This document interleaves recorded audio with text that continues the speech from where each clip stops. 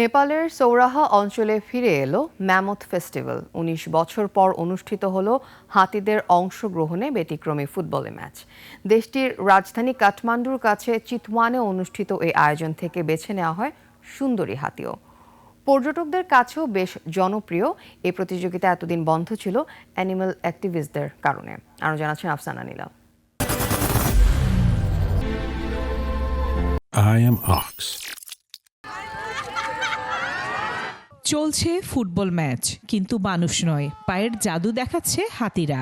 নেপালের চিতপন লাগোয়া সৌরাহা অঞ্চলে অনুষ্ঠিত হলো ব্যতিক্রমী এই হাতির ফুটবল প্রতিযোগিতা। রঙিন নকশায় আঁকা হাতিরা তাদের মাহুতদের কাছ থেকে নির্দেশ পেয়ে মাঠে নামে। ইঙ্গিত অনুযায়ী খেলে দুর্দান্ত ম্যাচ। চিতওয়ান জাতীয় উদ্যান থেকে প্রায় ৩ কিলোমিটার দূরে সৌরাহার প্রজনন ও প্রশিক্ষণ কেন্দ্রের মাহুতদের পরিচালনায় অনুষ্ঠিত হয় এই ম্যাচ। উৎসব দেখতে আসেন হাজারো পর্যটক। তাদের মনোরঞ্জন করে মাঠে ফুটবল দক্ষতা প্রদর্শন করে হাতিরা। হাতিদের সুন্দরী প্রতিযোগিতাও হয় এ সময়। শেষ দিনে প্রাণীদের পূজার মাধ্যমে শেষ হয় আয়োজন, এমনটি জানান আয়োজকরা।